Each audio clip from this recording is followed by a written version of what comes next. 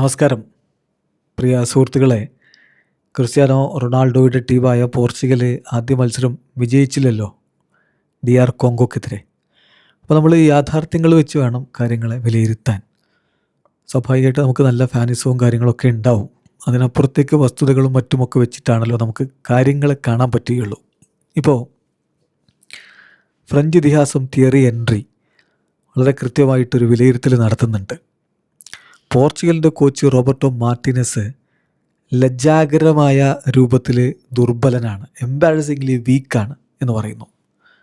അതിൻ്റെ കാരണമായിട്ട് അദ്ദേഹം പറയുന്നത് ക്രിസ്ത്യാനോ റൊണാൾഡോയെ എന്തുകൊണ്ടാണ് ഈ കളിയിൽ 90 മിനിറ്റ് കളിപ്പിച്ചത്, എന്തുകൊണ്ട് അദ്ദേഹത്തെ സബ്സ്റ്റിറ്റ്യൂട്ട് ചെയ്തില്ല. കാരണം വളരെ സിമ്പിളാണ്. ക്രിസ്ത്യാനോയെ അപ്സെറ്റ് ആക്കുന്നതിൽ, ക്രിസ്ത്യാനോയെ വിഷമിപ്പിക്കാൻ റോബർട്ടോ മാർട്ടിനസിന് പേടിയാണ്. അപ്പോൾ അതുകൊണ്ടാണ് അങ്ങനെ ഒരാളെ 90 മിനിറ്റും കളിപ്പിച്ചത്. മാറ്റങ്ങൾ വരുത്തേണ്ടതായിരുന്നു, CR7 പിൻവലിക്കേണ്ടതായിരുന്നു എന്നാണ് തിയറി ഹെൻറിയുടെ പക്ഷം. അതുകൂടാതെ തിയറി ഹെൻറി പറയുന്നൊരു കാര്യമുണ്ട്. ക്രിസ്ത്യാനോ റൊണാൾഡോ ഗോളടിക്കാൻ വേണ്ടി പരിശ്രമിക്കുന്നു. അത് പക്ഷേ മറ്റ് താരങ്ങൾക്ക് ഗോളടിക്കാനുള്ള അവസരങ്ങൾ നഷ്ടപ്പെടുത്തിയിട്ടാവരുത്. അങ്ങനെ ക്രിസ്ത്യാനോ ചെയ്യുന്നുണ്ട്. ക്രിസ്ത്യാനോക്ക് ഗോളടിക്കണം, അല്ലാതെ ടീമിന് ഗോളടിക്കണം എന്നല്ല അദ്ദേഹം ചിന്തിക്കുന്നത്. ഇങ്ങനെയൊക്കെയാണ് ഇപ്പോൾ ഹെൻറിയുടെ ഒരു വിലയിരുത്തൽ. ആ ഭാഗം കൂടി നമ്മൾ നോക്കുകയാണ്. അദ്ദേഹം വളരെ കൃത്യമായിട്ട് പറയുന്ന കാര്യം ഇങ്ങനെയാണ്. തീർച്ചയായിട്ടും ഇത് ബ്രൂണോ ഫെർണാണ്ടസിന് ബോൾ ലഭിച്ച ഗോളാക്കാൻ വരുന്നൊരു അവസരത്തിൽ ക്രിസ്ത്യാനോ പോയിട്ട് തൊട്ട് ആ അവസരം നഷ്ടപ്പെടുത്തുന്നില്ല. അതിനെക്കുറിച്ചാണ് പറയുന്നത്. ക്രിസ്ത്യാനോക്ക് എന്താണെന്ന് വെച്ചാൽ അദ്ദേഹത്തിന് ഗോളടിക്കണം. ഇപ്പോൾ ടീം നീഡ്സ് ടു സ്കോർ, അത് മനസ്സിലാക്കണം. ടീമാണ് ഗോളടിക്കേണ്ടത്, അല്ലാതെ നിങ്ങൾ ഗോളടിക്കണം നിർബന്ധമില്ല. പക്ഷേ ക്രിസ്ത്യാനോക്ക് അങ്ങനെയല്ല, അദ്ദേഹത്തിന് ഗോളടിക്കണം. അതുകൊണ്ട് തന്നെ ബ്രൂണോ ഫെർണാണ്ടസിൻ്റെ പാത്തിലേക്ക് കയറിപ്പോയി ആ അവസരം നഷ്ടപ്പെടുത്തുന്ന സ്ഥിതിവിശേഷം ഉണ്ടായി.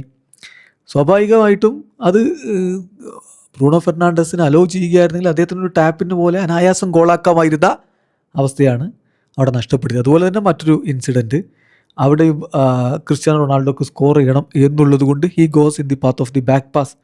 തീർച്ചയായിട്ടും അവസരങ്ങൾ നഷ്ടപ്പെടുത്തുന്ന സ്ഥിതിവിശേഷമാണ് അവിടെ ഉണ്ടായത് എന്ന് വളരെ കൃത്യമായിട്ട് തിയറി ഹെൻറി ക്രിസ്ത്യാനോയുടെ ഡിസിഷൻ മേക്കിങ്ങിനെയും അദ്ദേഹത്തിന് ഗോൾ അടിക്കണം എന്നുള്ള ആ ഒരു ടീം അടിച്ചില്ലെങ്കിൽ വേണ്ടില്ല, ഞാൻ അടിക്കണം എന്നുള്ള മെൻറ്റാലിറ്റിയാണ് അദ്ദേഹത്തിനുള്ളതും എന്നൊക്കെ പറഞ്ഞുകൊണ്ട് തിയറി ഹെൻറി വിമർശിക്കുന്നുണ്ട്. അതോടൊപ്പം തന്നെ ജോക്കോളും ഈ കാര്യം പറയുന്നുണ്ട്. അതായത് റോബർട്ടോ മാർട്ടീനസിന് എന്ത് ബെനിഫിറ്റാണ് കഴിഞ്ഞൊരു 5-8 മത്സരങ്ങളായിട്ട് ക്രിസ്ത്യാനോയെ എല്ലാ മിനിറ്റുകളും കളിപ്പിച്ചിട്ട് കിട്ടുന്നത്.